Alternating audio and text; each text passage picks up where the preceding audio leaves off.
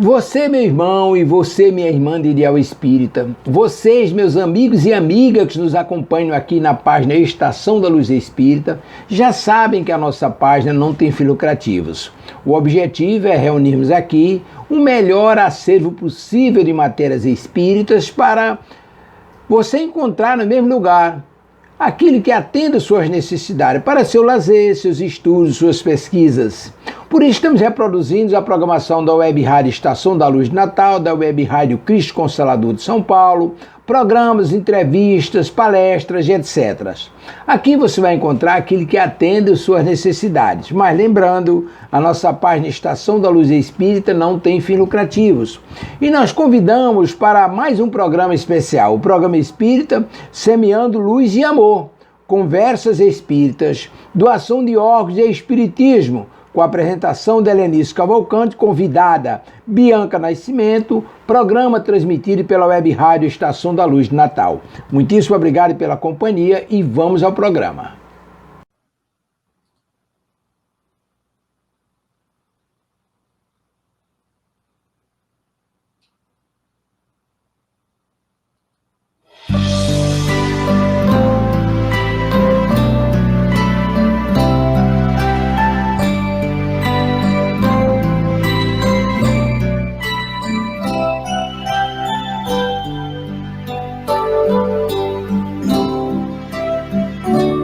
Pai nosso, que estás no céu, santificado seja o vosso nome. Venha a nós o vosso reino, seja feita a vossa vontade, assim na terra como no céu, assim na terra como no céu. O pão nosso de cada dia dai-nos hoje, ó Senhor.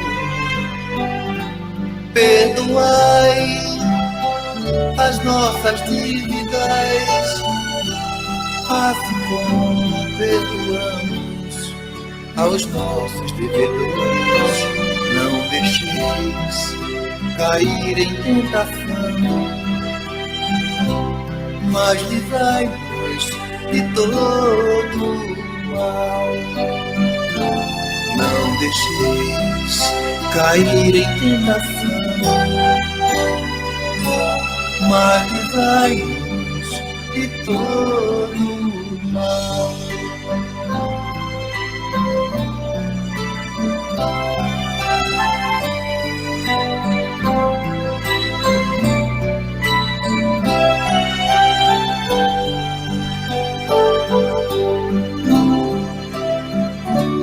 Pai nosso, que estás no céu, santificado seja o vosso nome. Venha a nós o vosso reino, seja feita a vossa vontade, assim na terra como no céu, assim na terra como no céu.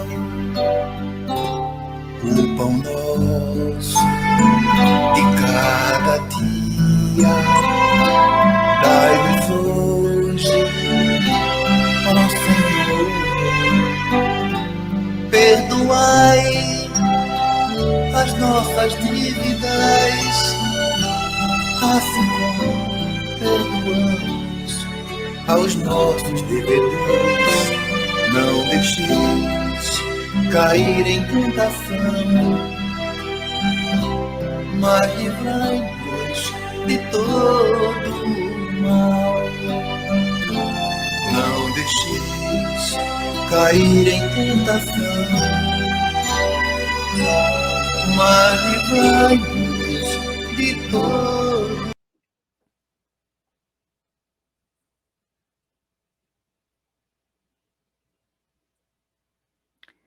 Bom dia, boa noite, boa tarde a todos que nos acompanham pela Web Rádio Estação da Luz, no nosso programa Semeando Luz e Amor, Conversas Espíritas.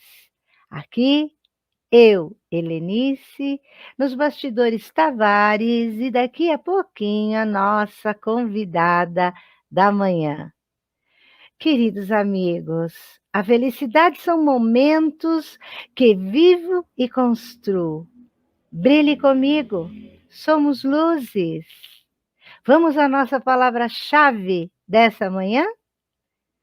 Tome uma atitude autêntica. A originalidade de uma criança está na maravilhosa capacidade de sua forma de expressar com autenticidade. A criança eterna que vive dentro de nós facilmente nos convida a tomar atitudes autênticas e nos surpreende pela espontaneidade e ausência de medo em revelar nossa verdadeira face. Quando somos autênticos, dispensamos todo e qualquer tipo de máscara que venha a impedir a expressão de nossa verdadeira identidade. Do livro das Atitudes de Sônia Café. E aí, como é que está o clima aí no seu pedacinho de chão? No seu ambiente de trabalho, no seu lar, no trânsito, no seu caminhar, na sua academia. Como é que está? Frio? Calor? Tempo moderado? Nosso Brasil, um país gigantesco, complexamente belo. Um Brasil, como foi dito pelo poeta, de muitos Brasis. Possui uma diversidade de povo, uma diversidade de conceitos religiosos, de cultura e de clima. Exatamente, de clima, que às vezes fica-nos impressões de que como pode em determinada região estar tão quente e aqui no Sudeste, na cidade de Socorro, estar tão gelado. Apesar que 15 graus não é tão frio assim, mas eu adoro um calor. Meu sangue nordestino fala muito alto. E aí onde você está, Brasil e fora do Brasil? Espero que você esteja nos braços amigos de Jesus, na doce companhia da espiritualidade amiga que irá, a partir de agora, nos acompanhar nesse programa. Nossa convidada de hoje ainda não conseguiu a conexão, mas também não tem problema, a gente vai conversando assim mesmo. Opa, chegou! Nossa convidada de hoje é Bianca Nascimento Moraes. Bianca, você é pontualíssima, ia começar a falar de você. Nossa, bom dia a todos primeiro, bom dia Helenice, obrigada pelo convite. Acho que o Tavares, né, ele fica articulando e ele que comanda tudo, então eu estava aqui em stand-by, esperando você chamar meu nome, aí ele prontamente me colocou no ar. Ele é muito fofo, né? Eu adoro, porque ele resolve tudo assim, papum, no instantinho. Então, gente, alguns de vocês já conhecem a Bianca por terem assistido uma palestra que ela fez comigo no final de março, aqui pela Web Rádio Estação da Luz, onde nós conversamos sobre o tema Conhece-te a ti mesmo. Posteriormente, a Bianca tem participado de outras programações, a convite da rádio, falou novamente sobre outro tema, espiritualidade e ciência, né, Bianca? Acho que foi ciência, me fugiu agora. Acho que sim. O termo. Ciência e amor. Isso. E também já fez o Evangelho por Emmanuel, às 11 da noite. Então, assim, a Bianca daqui a pouco já vai ser a figurinha bem facilmente encontrada aqui na programação da rádio, e que bom, que bom. Para aqueles que não conhecem a Bianca, nós vamos contar um pouquinho dela para vocês, tá? Bianca Nascimento Moraes. Eu a conheci quando me mudei aqui para a cidade de Socorro há 3 anos.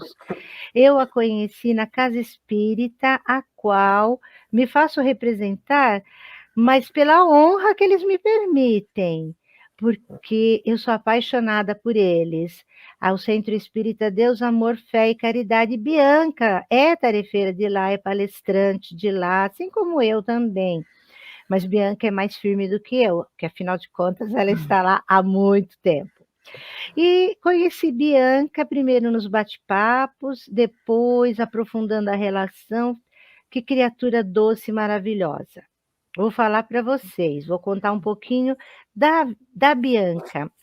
Ela é psicóloga de formação, especialista em psicologia da saúde, e eu fiquei encantada pelo Instituto do Coração, lá na capital paulista. Para quem não conhece, que não teve oportunidade de, aqui no estado de São Paulo, conhecer o conglomerado do Hospital das Clínicas, do Hospital da USP, né?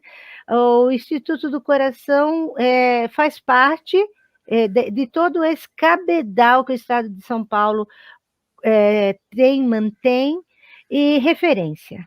Né? Referência, e eu tive experiência com os meus pais lá, fiquei impressionada, e fora na minha passagem profissional, articulando vários encaminhamentos, realmente, sempre fiquei muito satisfeita, impressionada com a qualidade dos profissionais, do serviço prestado e o carinho com os pacientes. Então, Bianca tem uma formação também lá de psicologia da saúde e é doutora em ciências da saúde pela Faculdade de Medicina da USP. O doutorado da Bianca, gente, a hora que eu bati o olho, né, a gente tinha algumas opções de conversa aqui com ela e vamos ter que trazê-la para as outras conversas. O doutorado dela foi sobre doação de órgãos. E assim, nós temos uma doutora nesse assunto aqui. Fora a ser a doutora, ela é também a querida amiga e a profissional doce que vocês vão hoje conversar. Pessoal, fazendo um preâmbulo daquilo que a gente pode trazer para o nosso bate-papo hoje. Aqui, quando estamos encarnados, a gente se preocupa com essa vida que a gente leva? Muitas vezes, né, passando a vida aí numa correria só, nos alimentando de uma maneira incorreta, e aí a gente fica com uma dor na consciência quando assiste o programa do Davidson, que é logo após o nosso, onde ele fala sobre a energia do alimento, a importância da alimentação correta, né, a ótica espírita nisso tudo. A gente passa sem cuidar direito da saúde física e da saúde mental. E aí, no cabedal de tudo isso, da saúde espiritual. Quantas vezes temos aquela ideia errônea de que vamos viver para sempre. Olhamos assim para o passado, olhamos para trás, imagina, ainda tem tanto... Ótimo, tem muito tempo pela frente, mas temos que cuidar desse muito tempo, nesses 3 aspectos. Temos que observar que algumas lições que a vida nos oferecem estão diretamente ligadas ao partilhar, ao compartilhar, ao dar e ao doar. E a Bianca está aqui hoje para conversar com a gente sobre esses ensinamentos que, às vezes, deixamos de desenvolver, deixamos de sequer dar uma olhadinha na tristeza daquele que mora conosco, que divide conosco o próprio teto, né? E passamos assim em brancas nuvens, como já dizia o poeta, e a vida passa, e quando vai ver, ela nos chama de volta para a verdadeira pátria. E muitas vezes precocemente, e num átimo. de no nosso último momento ainda partilharmos, compartilharmos, doar e doarmos aquilo que temos em nós. Vamos lá, Bianca, quer fazer o seu primeiro comentário para depois a gente te encher de perguntas? Acho que é bem por aí, sabe, Helenice? Você falou uma coisa que tem tudo a ver com a doação de órgãos, né? A doação de órgãos, ela acontece num cenário completamente inesperado. Então, é diferente, né, de outras patologias, outros tipos de morte, que de repente a pessoa descobre uma doença, a doença vai progredindo, e conforme a doença vai progredindo, vai evoluindo, que seja, né, a morte em uma semana, né, que é uma morte rápida, ou enfim, que seja em um dia, a pessoa ainda tem aquele tempo que seja curto, mas para falar, vou morrer, o que é que eu quero? Né? A morte encefálica, normalmente não. Ela é uma morte que acontece acidentalmente, né? Muitos, né? E assim, acidentalmente a gente vê muito, né? Acidente automobilístico, quedas, tem, né? Queda da própria altura, queda da laje, afogamentos, ou seja, são mortes de pessoas que são rígidas, completamente saudáveis, pessoas que têm uma saúde boa, até porque se a saúde não for boa, né, é inviável a doação, e acontece algo, né, uma fatalidade, na qual é decretada a morte encefálica, né, o cérebro ele para de funcionar, e o coração ainda continua batendo, né? Batendo por uso de drogas, a pessoa continua respirando porque ela está entubada, né? Pela ajuda de máquinas, mas dá um nó, né, na cabeça de quem está ali olhando, porque você sente, né, a temperatura do corpo preservada, né, por cobertores térmicos e tudo mais, que essa temperatura está preservada, mas, né, no que você toca na pessoa, ela está quente, o pulmão está distendendo, né, você vê o movimento da respiração, né, apesar de estar entubada, né, mas você vê isso, e o coração continua batendo, porque tem drogas vasoativas ali, né, estimulando, fazendo, né, essa manutenção. Mas o cérebro parou de funcionar.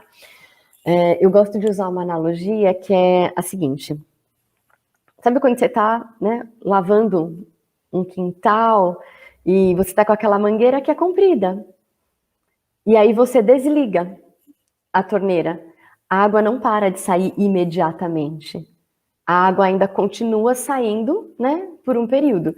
Você sabe que a água vai parar de sair? Você sabe, você tem certeza. A torneira fechou, né?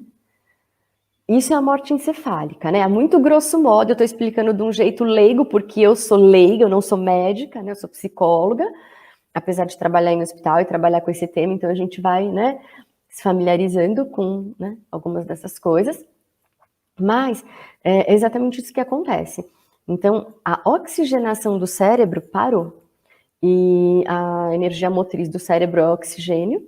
Então, o cérebro parou de ser oxigenado, porque com o trauma, né, alguma lesão aconteceu, né, muito alto, ou na própria cabeça mesmo, né, como outra causa que é muito comum são os AVCs, né, que é aquela hemorragia cerebral inunda o cérebro, né, então, como teve aquela hemorragia, o fluxo do sangue, né, não acontece mais. Então, se o sangue não passa, é o sangue que leva oxigênio, a oxigenação também, né, não acontece, ou seja, o combustível que o cérebro usa para se manter vivo, e é o cérebro que comanda todas as funções do nosso organismo, então a fonte secou, digamos assim, e a gente sabe que é questão de tempo. Um outro exemplo que eu também costumo dar, né, às vezes, eu quando criança fiz isso, agora tenho muito dó dos bichinhos e não tenho coragem de fazer. Quer dizer, aliás, nem precisa fazer mais isso, mas vocês vão saber do que eu estou falando. Sabe aquela história de, gente, se corta o rabo da lagartixa, o rabo continua mexendo? Já viram isso? Mas ele vai parar de mexer, né?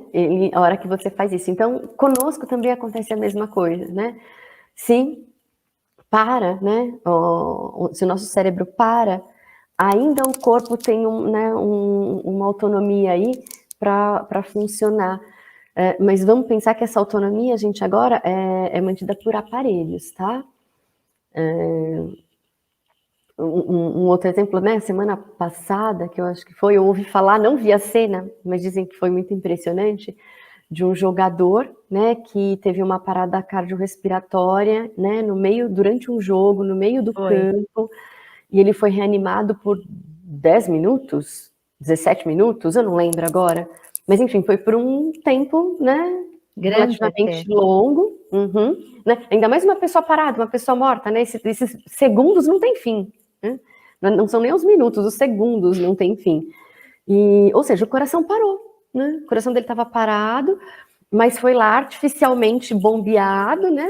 Para o sangue não parar de circular, para o sangue continuar indo para o cérebro, né? Porque o coração para e a gente ainda continua, o cérebro para e a gente não continua. Então, para a gente dar uma introdução, né, do que é a morte encefálica, qual é o contexto em que a doação ocorre, eu queria dar essa introduçãozinha para vocês. E agora estou toda aberta aí, né, ao que mais vocês quiserem saber, e essa ligação, né, da doação de órgãos com a espiritualidade, enfim, com a doutrina, de certa forma. Nossa, Bianca, eu tenho um rol aqui de 9 questionamentos e 300 que estão na minha cabeça. Porque, Bianca, é assim, impressionante. Tudo que eu já li, tudo que eu já assisti sobre doação de órgãos, sempre me manteve muito ativa com relação eu quero doar, e quando você renova o seu RG, hoje não aparece mais, eu não sei porquê, né? Mas a última renovação que eu fiz, olha, moça, eu sou doadora, mas não apareceu. Na minha, eu fiquei inconformada. E é uma coisa antiga. Quando você falou do rabo da lagartixa, então, eu lembro que, eu acho que isso já vem na gente também, né, Bianca? Porque assim, eu me lembro de várias cenas na infância que eu presenciei as lagartixas sem o rabinho, eu morria de dó, até chorava, pegava a bichinha e levava para algum lugar. E aqui, eu tenho 4 gatos. Você é mais evoluída que eu, Helenice, eu cortei para saber se ele continua mexendo mesmo. Eu sei que um dia desses atrás, o meu gato eu fui olhar o que era, o bichinho estava lutando, óbvio que ele estava vencendo com uma lagartixa bem pequenininha. Eu dei uma bronca nele, ele largou imediatamente, eu vi o rabinho dela, aí eu fui lá, catei a lagartixa, coloquei assim próximo às minhas plantas e falei para ela, vai embora que você vira comida. Aí você deu um exemplo. E gato nem pode comer, é totalmente tóxico para ele. Mas vamos voltar à realidade. Já brincamos. Então, Bianca, o ato de doar parte do corpo é sinal de que eu tenho desapego à matéria ou é um tipo de caridade? Será que a gente não pode pensar nas duas coisas? Né? Porque olha só, quando, né, vamos doar coração, né? Pulmão, ainda a gente tem os 2 lobos, né, um de cada lado, mas ainda assim, quando se doa, né, um órgão, eu acho que a gente doa o que é mais né, não tem dinheiro que compre, apesar da gente saber que em alguns países é permitida, né, a comercialização dos órgãos, nós vivemos num país que não é, né, permitido. E, enfim, você doa algo que é único, que não serve para qualquer pessoa, que tem que ser aquela que é compatível com você para receber, né, compatível na parte genética, fenotípica e genotípica, digamos assim, porque o tamanho tem que ser parecido. Você não pode colocar um órgão de uma criança num homem de 2 metros de altura, né? Aliás, nem de 1,5 metro, né? Então, o tórax tem que ter um tamanho similar, tem que ser tudo parecido. Então, ou seja, é algo muito precioso, né? Um órgão doado. Ele realmente é um presente que não pode ser dado para outra pessoa, é para aquela ali, né? E olha o desapego para isso, né?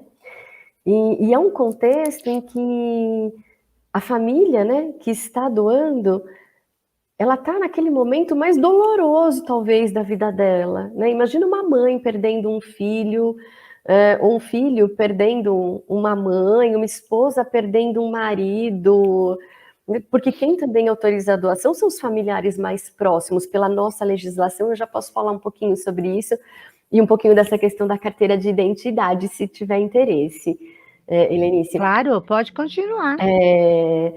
Então, imagina, né? Olha o ato de caridade, né? E de desapego. Porque isso acontece num momento de extrema dor. Que se nós formos olhar para a gente, naqueles momentos que nós estamos, né, emaranhados no nosso sofrimento, né? Muitas vezes a gente responde atravessado de uma forma que a gente até se arrepende depois. A gente é rude, é mal educado, né? Às vezes tem atitudes que são estúpidas mesmo, porque a gente está tão envolvido na nossa dor que é tipo, sai de perto, me deixa aqui, né? Bom dia por quê? Bom dia só se for para você. E é justamente no momento de extrema dor, né? E dor pela tristeza, dor pela raiva, né? Por que comigo? Como é que isso pode acontecer? Não é possível, isso não está acontecendo, isso não é verdade. E é nesse momento em que a doação é solicitada, tá? Acho que é importante, sim, a gente pegar um gancho. Em 1997, se eu não me engano, Helenice, precisa ver quando é essa medida provisória, mas eu acho que é isso mesmo, em 97. O que aconteceu? A Espanha é o país que mais consegue converter nos números de doações. Então, e lá como é que funciona? A doação a gente chama compulsória, né? A pessoa falece, tem morte encefálica, automaticamente é conduzido para doação. Quem não quer doar avisa que não quer. Então, é assim, todos são doadores. Quem não quiser avisa que não. Mas é um país que já está muito acostumado com isso, né, já tem essa cultura pronta para isso, e eles são realmente os maiores doadores de órgãos. Já no Brasil, a gente tem uma outra cultura, é uma outra realidade. Então, quando, né, instituiu-se acho que foi uma medida provisória, para todos seremos doadores. Quem não for, se manifeste não sendo. Né? E aí, teve essa estratégia de colocar no RG, sou doador, não sou doador. A gente observou um efeito rebote, ao invés do número de doações aumentarem, eles diminuíram o número de doações. Por quê? Vão arrancar os meus órgãos vivos. Eu vou sofrer um acidente, se eu estiver lá, vão pegar minha identidade. Doador, não vão querer nem saber se eu estou vivo ou se eu estou morto, eles vão querer os meus órgãos. E teve um efeito contrário, né, do que se esperava. As pessoas começaram a se manifestar contra a doação, ao invés de a favor. E quem trabalha com isso, né, no Hospital das Clínicas, eu trabalho, digamos, com os pioneiros, né, do transplante no Brasil, e eles contam que, na verdade, nunca entrou em vigor. Ficou 6 meses, tá, essa medida provisória, mas, na verdade, nem 6 meses, porque sempre a família era consultada. Mesmo que no RG tivesse escrito que era doador, nunca os órgãos foram tirados sem perguntar para a família se poderia ou não, se, né, eles consentiam ou não a doação desses órgãos. E aí isso também, né, a gente já pega um gancho aqui com a importância de falar com os seus familiares sobre esse assunto. E não dá para esperar acontecer para falar, a gente tem que conversar hoje, né? Aproveitar o ensejo desse programa, por exemplo, e falar sobre o assunto. Porque, né, no meu doutorado, eu entrevistando as famílias, gente, é um peso muito grande, né, a perda dos entes queridos, porque nós somos, sim, muito apegados à matéria. Né? Nós, espíritas, sabemos que a morte não existe. Sabemos.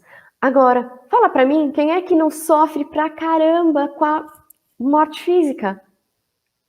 Mesmo nós espíritas, né?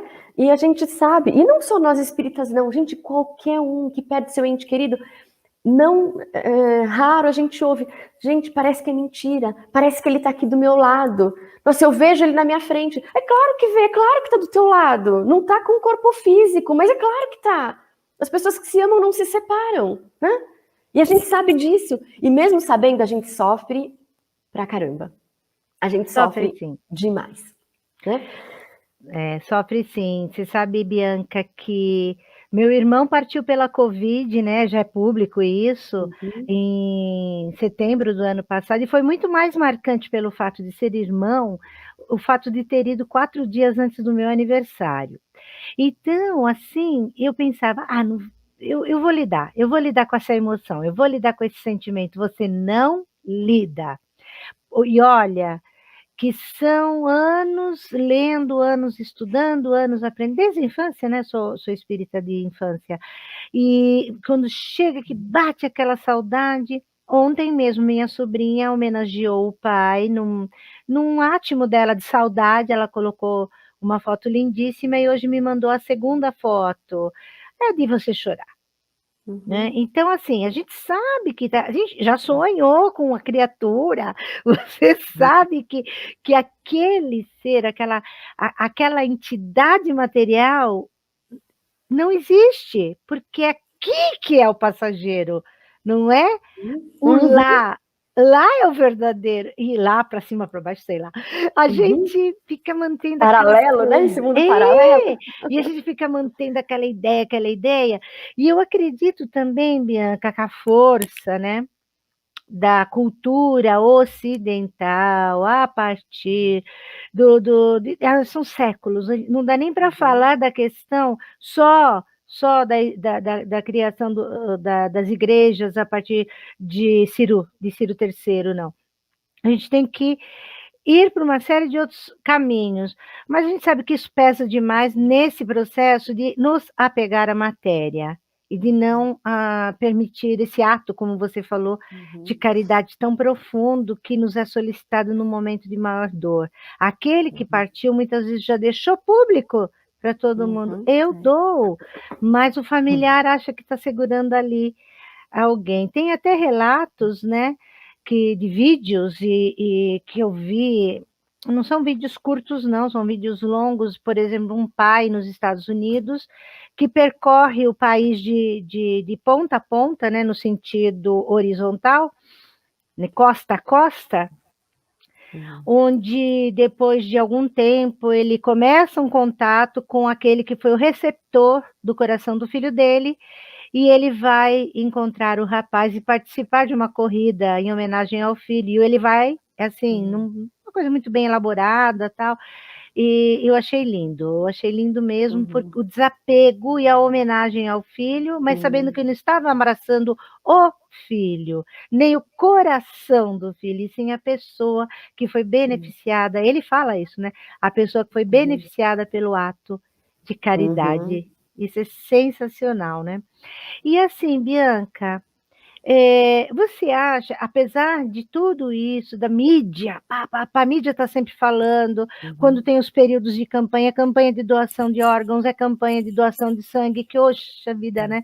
De novo, os bancos de sangue estão baixos. Gente, vamos doar sangue quem pode, quem está na linha do possível doador, né?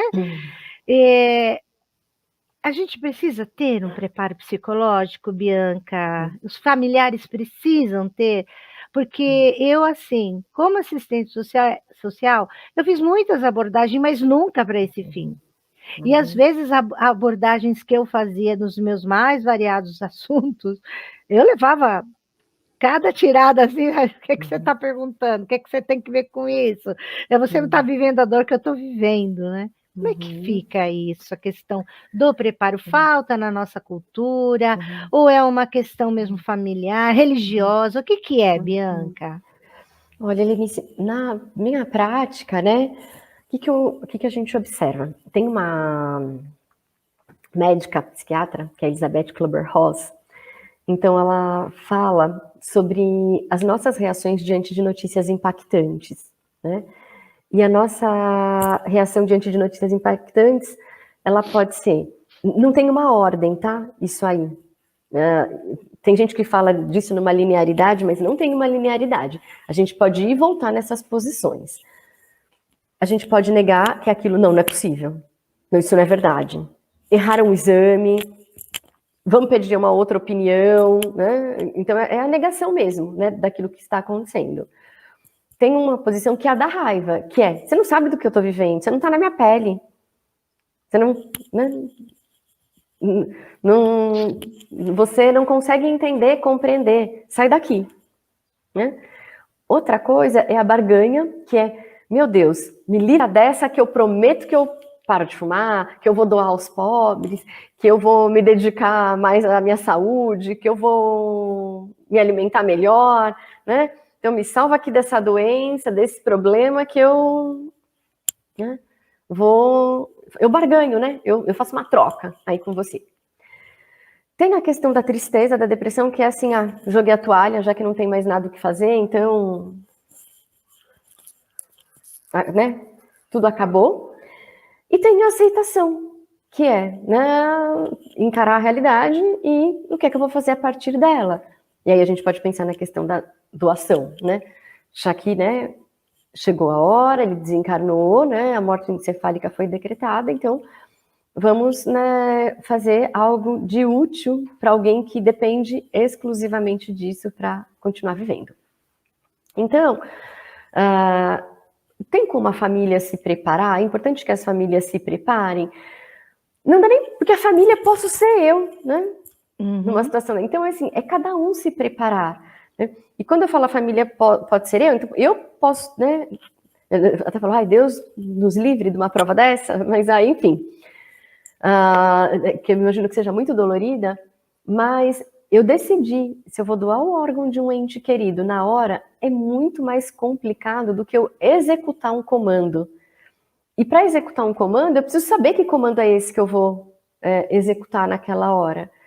E se eu souber, né, qual é o comando que é para executar, isso pode acalentar, né? Se eu sei que o meu ente querido deseja ser doador, e na hora que é decretada a morte encefálica, eu falar, tudo bem, pode doar o coração, o pulmão, o desejo dele é que outras pessoas vivam a partir de uma atitude dele, tenham, né, a chance de viver mais a partir dessa atitude, isso acalenta, olha, o último desejo dele foi realizado. E eu até vou me corrigir aqui, em público, porque olha só, quanta gente, né, falece por vários outros motivos e não podem realizar esse último desejo, porque dependendo da doença, do tipo de morte, é inviável a doação acontecer, e mesmo que a pessoa queira ser doadora, ela não pode, né? Então, enfim, se for, né, Deus me livre, né, se for para passar por algo assim, Deus sabe o que é melhor, né? Ele sabe a melhor forma. Basta a gente aceitar, né? Entender que ele sabe muito mais do que a gente e aceitar esses desígnios, né? E fazer o melhor que a gente pode diante dos desígnios de Deus, né? Seja feita a sua vontade, assim na terra como no céu. Então, a família pode se preparar sim, pode se preparar conversando antes. Eu até vi que surgiu uma pergunta na tela, perguntando como é que se inscreve. Olha, para ser doador de medula, você pode procurar pelo Google mesmo, né? Bancos de medula, e se inscrever, mas, né, ninguém precisa morrer para ser doador de medula, assim como não precisa morrer para ser doador de sangue, de plasma, né? A gente pode se inscrever e se dispor a ser, né? Se um dia, em qualquer lugar do mundo, tá? Do mundo. A tua medula pode ir para outros países. Se algum lugar do mundo alguém for compatível com a tua medula, você vai ser chamado daí. Aí vai ser feito um procedimento que é um pouco mais complexo do que a simples coleta de sangue. Até tem lugar que faz pela coleta de sangue. Olha só, a medula é por ali, mas às vezes é da medula mesmo, né? É uma punçãozinha na coluna, no osso da bacia, aliás, né? É feita essa punção. Enfim, aí você vai ser chamado para fazer essa doação. É um procedimento seguro, claro, senão não seria feito. Essa questão de descobrir um santo para cobrir outro, né? Não pode, não funciona, né? Do ponto de vista bioético não é feito. Mas enfim, você pode doar sem ter prejuízos. Agora, a doação de órgãos sólidos, aí, pessoal, tem a doação de rim, que pode ser feita em vida, doação de parte do fígado, que é um procedimento um pouquinho mais complicado, parte do pulmão também, né? Já se viu, mas a doação de órgãos de doador falecido não é você que autoriza, né? Para nossa legislação, né, isso não é permitido, você mesmo autorizar. Mesmo que você deixe registrado em cartório, né, não é permitido. Você precisa avisar a tua família, porque é ela que vai dizer o sim ou não, né? Se um dia você puder ser um doador de órgãos, né? Se um dia você tiver uma morte encefálica e puder ser doador. Nossa, Bianca. E o que, assim, nos chama a uma reflexão é a seguinte: como somos espíritos eternos, como estamos caminhando aqui na Terra para o processo de aprendizado, reajuste, reconhecimento, reaprendizado, né? Quer dizer, estamos aqui para crescer, para evoluir. Aí eu desencarno, venho a morrer, o corpo morre e eu, espírito, desencarno. É bem legal a gente ter essa compreensão. E o corpo morre e eu, espírito, desencarno. Aí lá no plano espiritual, eu fico sabendo que a minha família doou os órgãos aqui da Terra. Como é que é esse processo? Conta para nós. Sim, tem relatos? Tem relatos, Bianca? Tem um livrinho do Vladimir Lisso, ele é conheço, da FESP. muito bom. Então, tem um livrinho dele sobre doação de órgãos. Eu confesso para você, Helenice, que eu não tive tanto contato com a literatura espírita falando disso, não, tá? Eu lembro bem desse livro dele, não é um livro psicografado, né? É um livro dele, né, debatendo todas essas questões. E aí tem um relato bem interessante nesse livro dele, que é o seguinte: uma pessoa, né? Assim, você contou até essa história, né? Que foi fora do país, que a pessoa foi ao encontro de quem recebeu os órgãos e tal. No nosso país isso não é comum, porque não é estimulado o conhecimento de quem doou, com quem recebeu, por uma questão ética também, porque as famílias podem ser de classes sociais muito diferentes. Quem faleceu pode, como esse caso que eu vou contar, a pessoa pode falar: não, eu quero receber um coração de uma pessoa que na percepção mundana dela, ela considera boa. Ou, esse coração é de alguém que eu considero ruim, e aí eu não quero. Não tem isso, né? Somos todos iguais, né? O nível, né, de maturidade espiritual, emocional, moral é um pouquinho diferente, mas é um pouquinho diferente porque há pouquíssimo tempo atrás, né, nós fazemos cada atrocidade, né, e continuamos fazendo, né, tá aí com o meio ambiente, com tudo. Então, enfim, estamos todos nessa senda evolutiva, caminhando, mas para que não haja, né, escolha, eu quero tomar a Coronavac, eu quero tomar a Pfizer, eu quero tomar a Janssen, né? Tá absurdo isso, tá absurdo. Então, pois é, né? Para que não haja isso, não é estimulado que se conheça, porque, né, não tem dar sem olhar a quem, né? Não importa isso, né? A doação, na questão da doação. E o Vladimir Lisso, ele conta uma historinha que é a seguinte: na verdade não é uma história, é um fato real.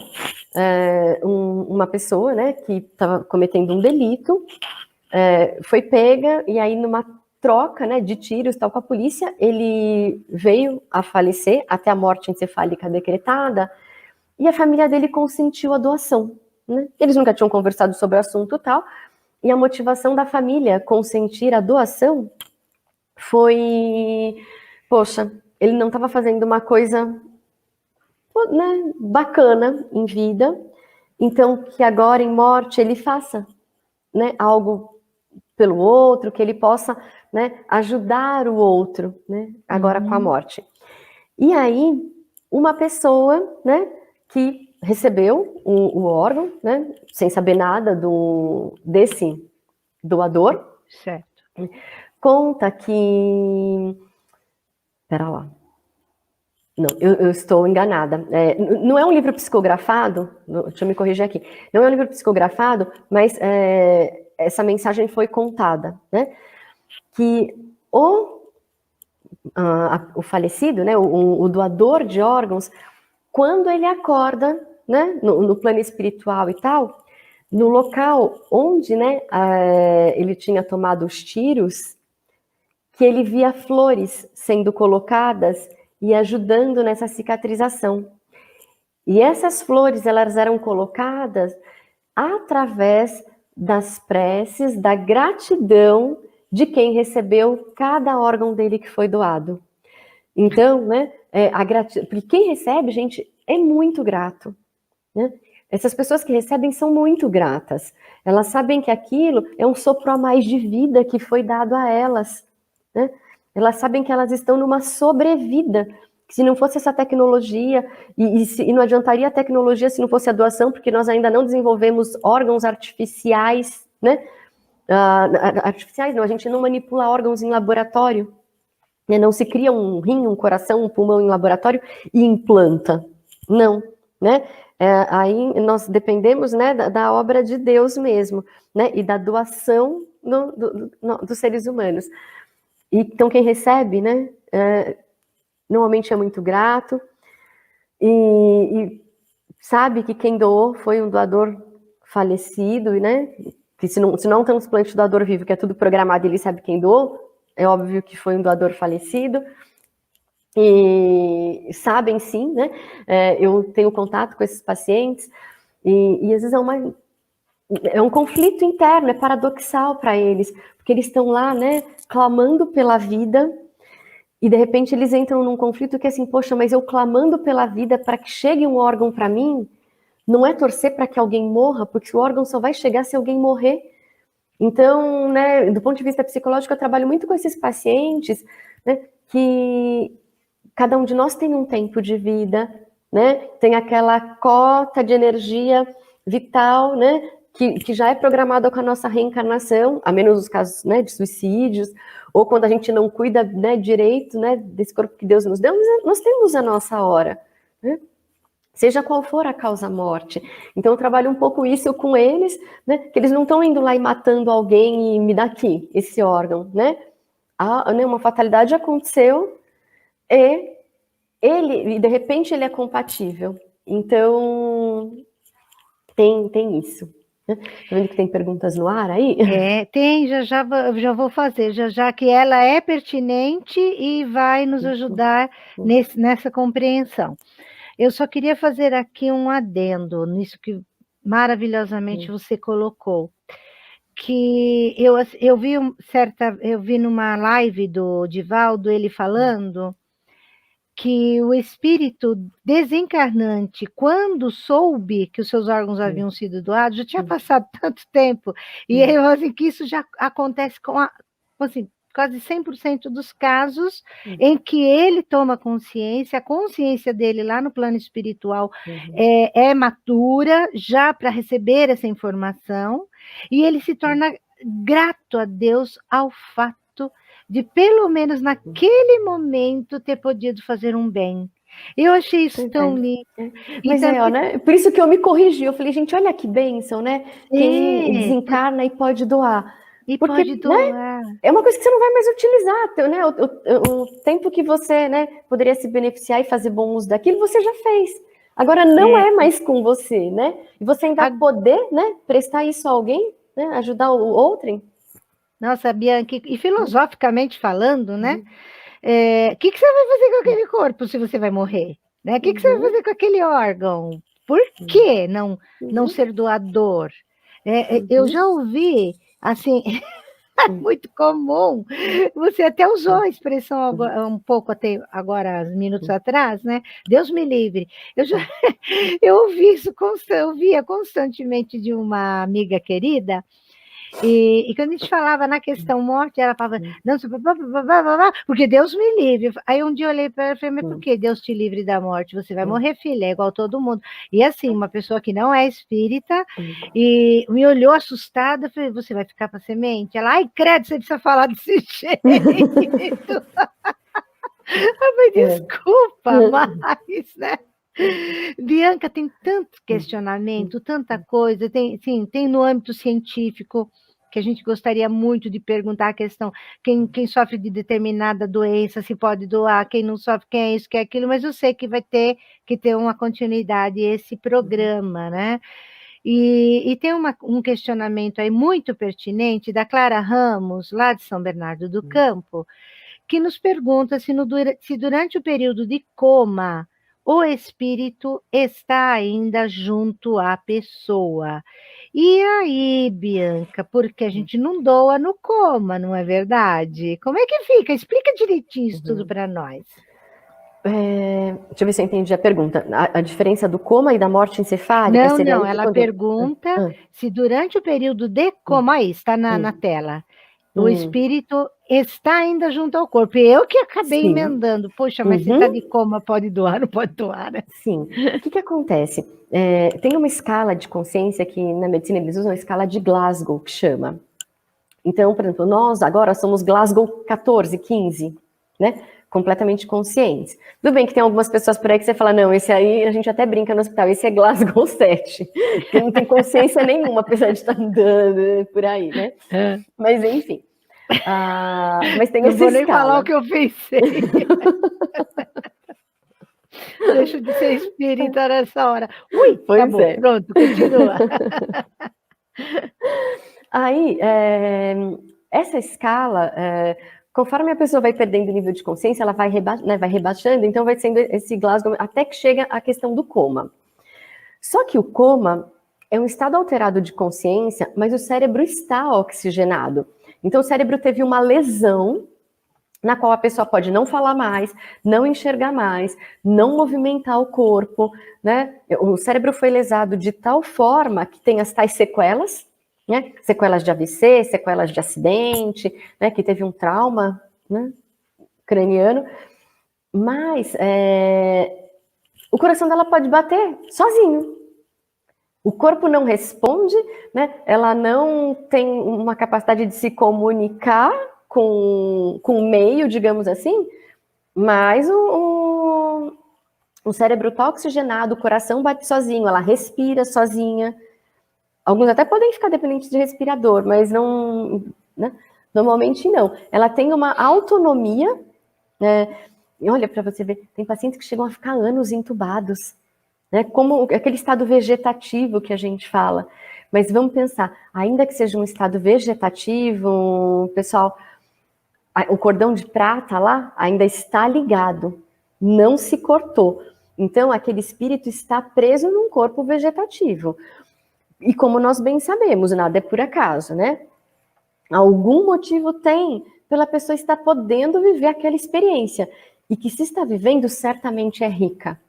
Né? Fala, nossa, gente, mas quanto sofrimento, quanto tempo, quantos dias, quantos anos. Gente, nós somos infinitos. Né? Então agora aqui pra gente, parece uma eternidade, mas né, a hora que a gente tiver nossa compreensão macro de tudo isso, nós vamos ver que isso é fração. Né? Que esse tempo todo aí não existe. Mas é o tempo que cada um precisa para assimilar determinados aprendizados, né? Que vão nos fazer bem, que vão nos fazer melhores. Né? Então o tempo é relativo. Não, né? Quanto tempo a gente demora para deixar um amor ir embora? Tem gente que não deixa nunca. Fica doente. E aí a gente sabe que não é amor, né? Enfim. Mas justamente, então é isso. Quanto tempo? E vou engatar, agora eu não lembro se tem... Tá, vamos deixar correr, qualquer coisa depois eu falo sobre isso, que é essa questão do nosso apego, tá do lado de lá, mas ainda tá apegado ao corpo aqui. Pode continuar, Bianca. Posso? Pode. Já me fizeram essa pergunta, mas como é que é, né, em algumas religiões falam, olha, não pode cremar menos do que tantas horas, porque o espírito ainda fica ligado um tempo ao corpo, né? Acredita-se que o espírito, mesmo depois da morte, o espírito ainda tem um tempo que ele fica ligado ao corpo e tal. Pessoal, isso é diretamente proporcional ao nosso apego à matéria. Né?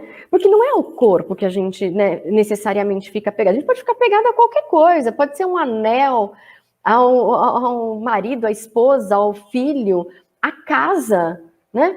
A objetos de uso pessoal né, de alguém. Não tem essas histórias de casa mal assombrada, que né, o espírito morreu, mas continua ali, né?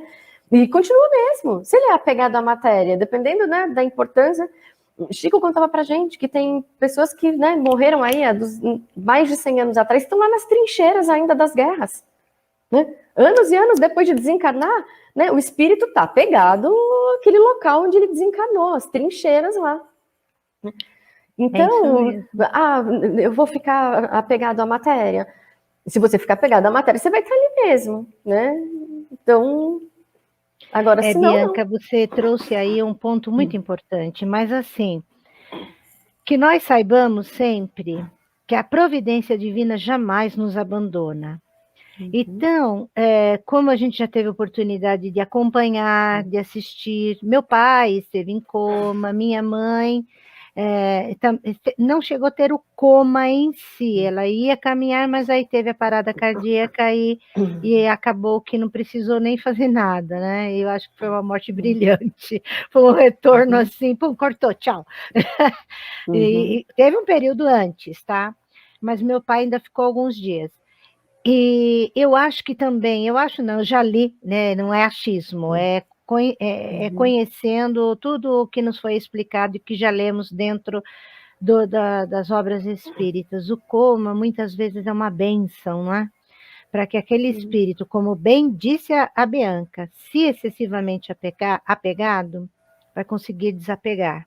Que aos poucos vai no contato com seus familiares, no contato, os familiares que já o precederam na morte física, o contato com os amigos espirituais, o contato com as equipes socorristas, na percepção de que a matéria já não vai responder, e na compreensão também, né, que aceite, que compreenda, de que aquela matéria já não é mais propícia à sua evolução. É uma benção divina. Tem os casos que a gente sabe também que, às vezes, com 16 anos de coma, volta à vida, aí tem que reaprender tudo, reaprender a falar, tem que reaprender a movimentar, a mastigar, né? E eu não sei também qual é o procedimento desse espírito nessa evolução, porque isso e tudo tem um porquê na história divina de cada um. Né? Então, Bianca, foi muito bem relacionado. A Clara Ramos, que nos fez a pergunta, fique tranquila, ele pode até ter ficado ao lado do corpo. Conhecido, mas saiba que sendo para aprendizado, sendo para preparo de volta ao plano espiritual, porque isso também acontece, Clara Ramos, ele pode estar sendo preparado para o retorno à pátria espiritual, porque ainda não consegue assimilar isso, e também porque falta cumprir, gastar, e a gente falou isso numa das entrevistas atrás, o uso do fluido vital, né? A Maria Eduarda falou do uso do fluido vital, ele vai ter que gastar também esse uso, então, assim, são N situações, mas pode ter certeza que a bondade divina não o deixou sofrer naquele período. E olha só, né, e a bondade divina não é para um ou para outro, é para todos, né, Helenice? E uma coisa que a gente também, né, um movimento que a gente também observa, é que, de repente, esse tempo do coma, o espírito até está pronto para ir. Ele já evoluiu a ponto de ir, mas seus entes queridos não estão prontos para deixá-lo ir.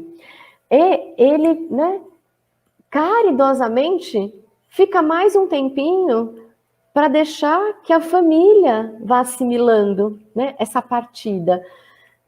Então, por isso que é muito importante também, né? Nós espíritas sempre colocamos isso, né, da família se trabalhar e não ser egoísta, de olha, não quero você aqui de qualquer jeito, a qualquer custo, eu cuido, tá, né? Você pode ter essa disponibilidade de cuidar, de tratar, de dedicar a sua vida, mas será que ele precisa ficar aqui dependente de alguém? Será que essa lição, né, de aprender a depender do outro, aceitar a ajuda do outro, talvez ele não precise mais dessa lição. Então, deixa aí, né? Deixa ele ser um espírito liberto desse corpo físico também. É muito egoísmo da nossa parte, não? Então, o coma não é só por causa daquele que está ali, é por causa daqueles que estão em volta também. Então, trabalhemos todos nós, né? A Elizabeth Simonga Ebler, e eu já vou antecipando, ela vai ser uma das nossas entrevistadas, e é a amiga sua de profissão. Ela fez agora um comentário, muitos esclarecimentos, maravilhosa.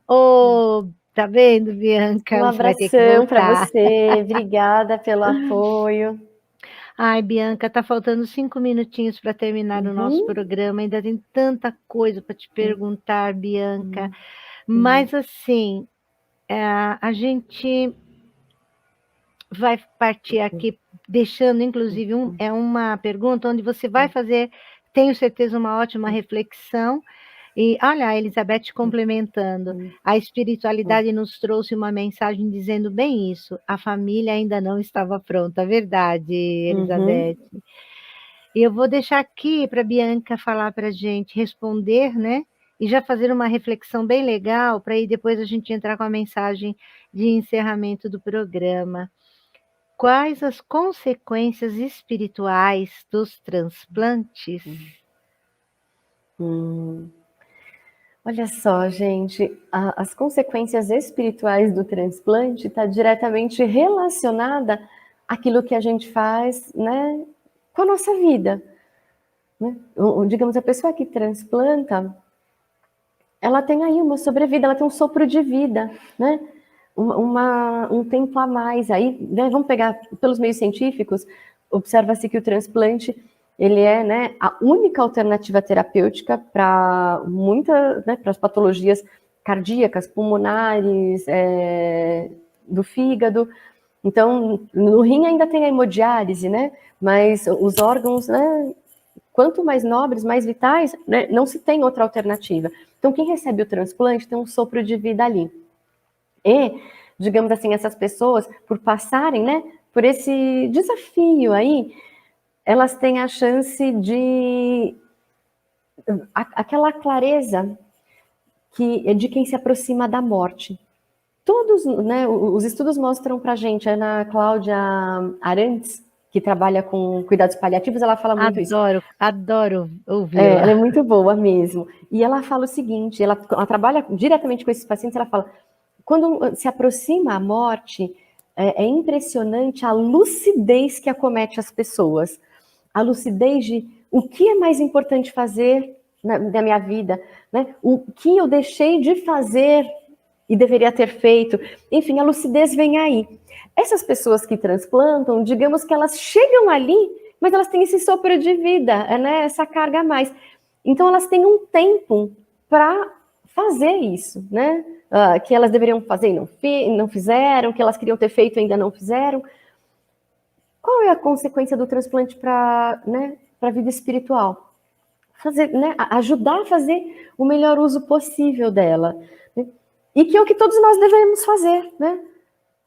Que, se a gente conseguir fazer um exercício, né, diário de se esse dia for o último, né, o que é que eu não posso deixar de fazer? O que é importante para mim? O que está na minha escala de prioridades? Né? Se a gente conseguir fazer esse exercício, acho que é o que, né, Jesus, o que Deus espera de nós. Faça o que realmente é importante para você, o que vai te deixar mais feliz, mais inteira. Né? É isso que Ele pede para cada um de nós todo dia, né? E essa é a mensagem que Jesus deixou para a gente.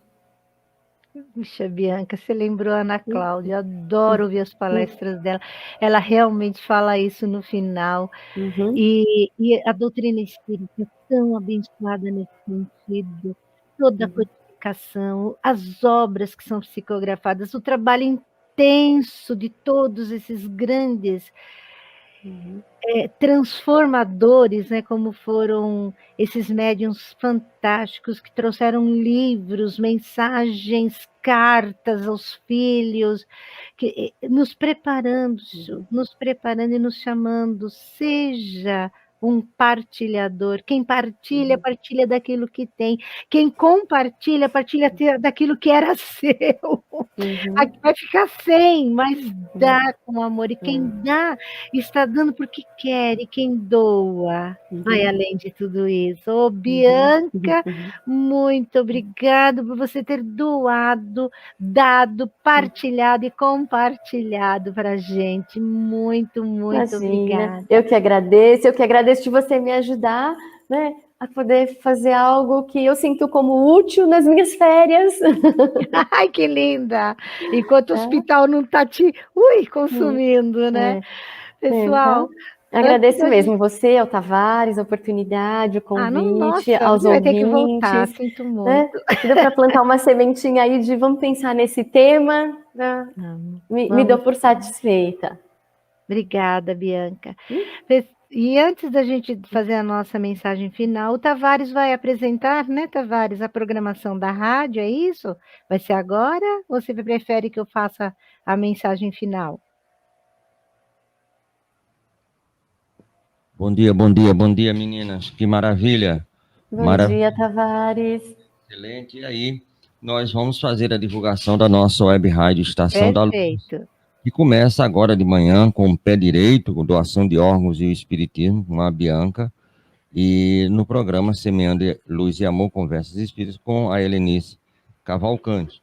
Daqui a pouquinho, a partir das 9h30, nós teremos as instruções da espiritualidade sobre alimentação no futuro, convidada Denilson Alves, dentro do programa Energia do Bem-Estar, no comando do nosso querido Davidson Borges, isso às 9h30 da manhã. A partir das 15 horas, horário do Brasil, e 20 horas, horário da França, nós teremos com Livramento dos Santos e Gerard Massier, de Poitiers, na França, o nosso programa em francês. Ele é totalmente feito em francês, assim como nós temos na terça-feira programa Kotomo Sumi em japonês. A partir das 19 horas, nós teremos o programa Estação da Luz, 21 anos no ar, Gerando Falcões e o projeto Motivar. Gerando Falcões é um projeto, inclusive, aí de São Paulo, né, com o Edu, o idealizador desse projeto, e aqui ele patrocina, aqui no Rio Grande do Norte, o projeto Motivar, que é da Aline, né, que trabalha justamente com essa questão da motivação para que as pessoas possam, por suas próprias pernas, sair, muitas vezes, da situação de risco que estão correndo.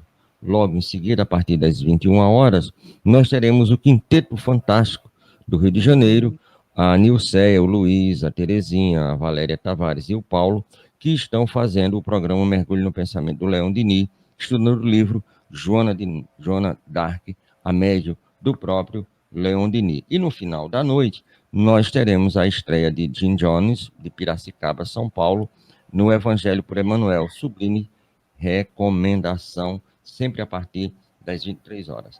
Amanhã, cedinho, sexta-feira, nós vamos ao Rio de Janeiro, ao CELD, o Centro Espírita Leon Denis, falar com as nossas meninas, a Helena, a Amália e a Rosângela, que fazem um programa aqui sobre a Casa Espírita, um estudo sobre a Casa Espírita segundo Kardec, segundo Jesus e Kardec. É a Casa do Caminho, tema do livro Paulo e Estevão. Logo em seguida, nós estaremos no programa Educação e Saúde sobre o Novo Prisma, com João Madeira Neto, aqui do Brasil, e a Karen Regina, sua esposa da Austrália. A Medicina da Alma, pesquisa e suas aplicações práticas. A partir das 9h30, nós teremos um programa Estação da Luz 21 anos no ar, especial, porque o nosso irmão Orson Peter Carrara, lá aí de São Paulo, vai falar sobre os sentimentos e as emoções, é uma cadeira cativa aqui da nossa web rádio Estação da Luz. A partir das 15 horas, nós teremos outro Estação da Luz 21 anos no ar, extra, tendes bom ânimo, será que no Brasil às 15 horas, em Portugal às 19 horas, com a Filomena Queiroz, de Lisboa, em Portugal, ela que também trabalha em terras lusitanas, com a divulgação dos postulados do Espiritismo.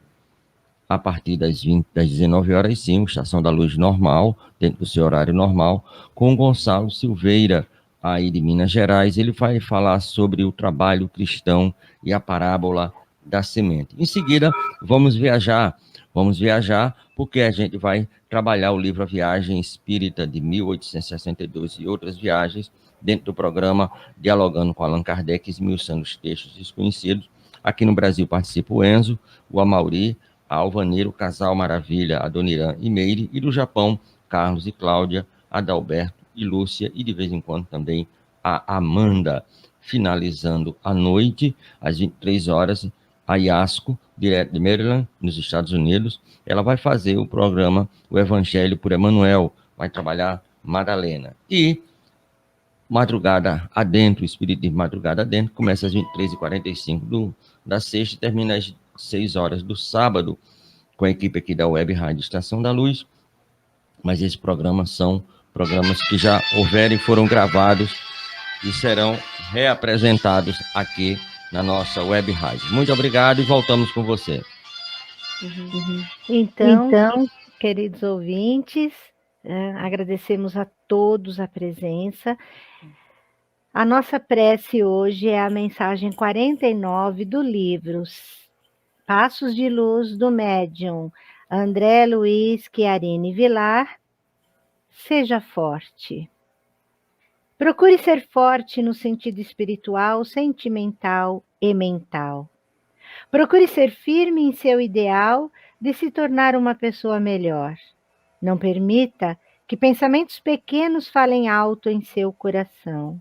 Supere seu dia difícil sem descontar seu mau humor, irritação ou descontentamento com aqueles que nada têm a ver com seu problema. Seja forte, supere as lutas com um sorriso, mesmo que por dentro esteja chorando. Mas nós, que somos fortes, devemos suportar as fraquezas dos fracos e não agradar a nós mesmos.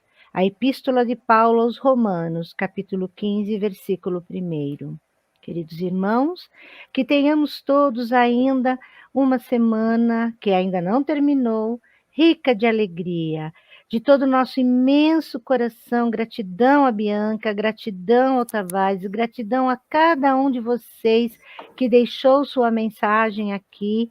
É assim, muito gratificante.